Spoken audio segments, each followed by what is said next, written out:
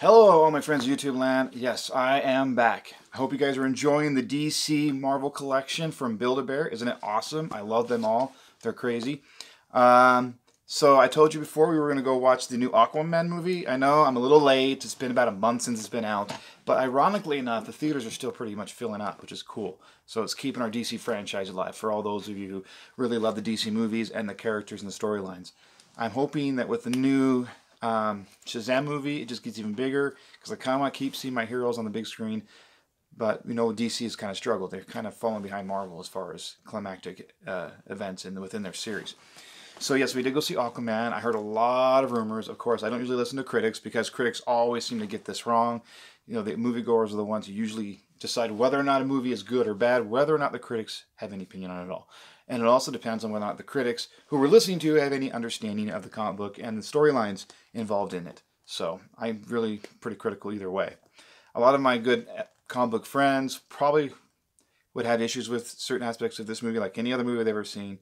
A couple of them wouldn't even go to it because they just think they've just failed too many times. They don't go to these movies. But as I've said many times to all my friends who are big comic book collectors, you gotta realize this is for the moviegoers more so than it is for the comic book collector. So accuracy is kind of on the back fence for a lot of these, because they want to be able to bring the cinematic world and the comic world together to inspire a whole new group of people to either collect the comics or get involved in, you know, that kind of lore. So yes, when I originally was going to go see this, I was told that there was no storyline in this movie, which I was like, well, how could there be no storyline? But then again, Hollywood's done a lot of mishaps with movies and making the storylines, they kind of fizzled out. But I thought, based on what I saw in the previews, it looked pretty decent. I mean, considering this is a side character in JLA, I mean, he did have his own runs, obviously, but he's no Superman or Batman, let's just be honest. And a lot of people didn't like the incarnation of Aquaman several decades ago because he seemed pretty wussy. I mean, the power of talking to fish, people always used to joke about, even in the TV shows and stuff. However, I went to see this movie, again, just with the hopes that it would be at least plausible, the dynamic between the characters was worked out, and that his abilities were pretty well accurate, and hopefully that they would bring enough volume to this character that we could see more of him in the JLA movies. Let's hope those get better. The first movie wasn't too bad, but was hopefully for the second JLA movie, it'll be amazing, especially with new characters like Shazam. So let's get into the movie. So at any rate, I went and saw this movie with a friend a few days ago, and it actually was pretty decent. As far as the rumors that it had no story, I mean, unless you actually know the story about Aquaman, it seemed a little dry to you, but it actually had a pretty decent story. It's just a story that a lot of movies have done.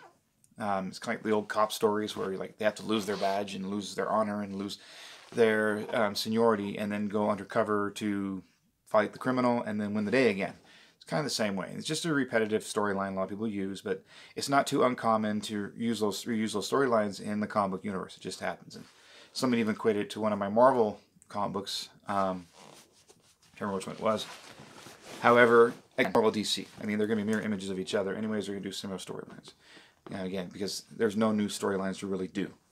However, when I watched this movie, I was pretty surprised. It actually was fairly accurate. When we look at this storyline, it's based off one of the original storylines where his mom left Atlantis and went to the surface world, and in this movie she was fleeing for her life, I guess, and then she lived up in the surface world and had Arthur with Tom, our lighthouse operator, and then they came back to collect her to stand trial for her crimes of desertion, which is not too uncommon as far as with modern day. The cartoon also kind of depicted something very, very similar, where she was again persecuted for her love of the land creatures and wanting to combine both worlds together to have commerce with them.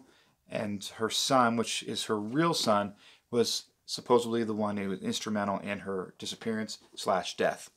So that was what I seen in the cartoon when I saw one of the cartoons recently. Again, the cartoons are based off modern day tellings of it. There have been several different universes. I always reflect it back onto the fact that they can always have a parallel universe or a different timeline. And this actually happened in the Aquaman storyline, in the original Golden Age storyline. So she did leave the ocean and have Arthur with Tom, the lighthouse operator. However, in the original Golden Age storyline, she actually was she was sent away. because of her views and stuff. They actually banished her. So she lived the rest of her life on Earth, on land, I mean, and she raised Arthur and didn't really tell him about his origins until he was much older. However, in Infinity Worlds, there was a rehash of the whole universe, and they restarted over.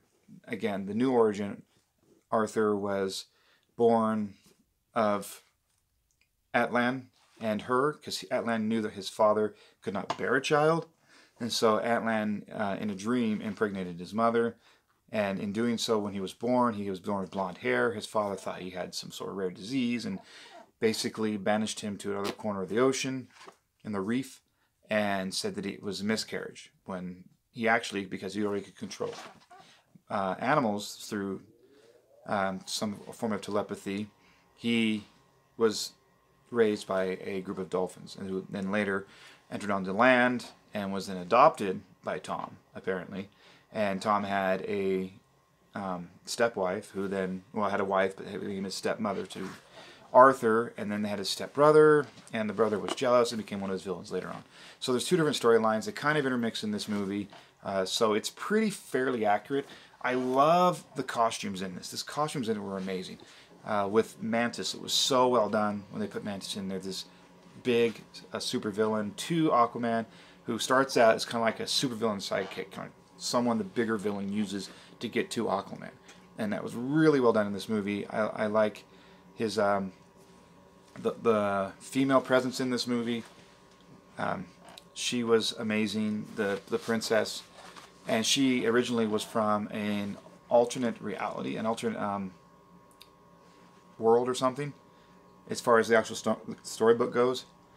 And in this one, of course, she's just from a different kingdom. So they just played on, there's multiple kingdoms under the ocean, and he had to reunite the kingdoms under one crown so that they would either fight against the land dwellers or make peace with them. Which, again, we haven't gone that far into it. It just kind of goes into his battle with his stepbrother and trying to bring the clans together under peace and not under war. Of course, his stepbrother used all sorts of manipulation in different aspects to be able to bring them all together under, you know, this idea of taking out the land creatures because they are mad at us for polluting their oceans and taking advantage of the seas and everything else we've done. So it's kind of cool that way. The battle scenes are amazing. Aquaman's new costume it's epic. It's way good. Again, with just simple storyline tweaks, it actually is pretty darn accurate. It's actually a pretty good movie to go see. I would recommend going see it. It definitely, for comic movies, definitely a 4 out of 5 stars. It's really well done. It's right up there with Wonder Woman. Maybe not as great as Wonder Woman, but then Wonder Woman had different aspects because we were really kind of drawn to the female characters more today than the male characters. I would actually say his storyline was actually much more accurate than hers. Hers was kind of more embellished because we don't know exactly everything about her during the World War II period, as well as she never even had the abilities that they had in the movie. She got those from Zeus later on when she battled Zeus to keep them from leaving Earth. So, the movie was really good. I definitely recommend seeing it. Please go see this movie, just for your own opinion. Leave your comments down below, like and share, and subscribe, so we can have banter back and forth with our comic characters. And I would like to see what you guys think about it. And hopefully, this sparks a whole new universe, and DC and Warner Brothers get their act together and make some really awesome movies to compete with Marvel, because Marvel's really just kicking their butt, let's be honest. But good, thanks for joining me on this. Hope to see you guys again soon. Come back and join us later, where we're going to bring in a new set of Build-A-Bears, which I'm excited about. And we got a couple new things coming up with Super Bowl and Valentine's. So just stay tuned and join us. See you guys later.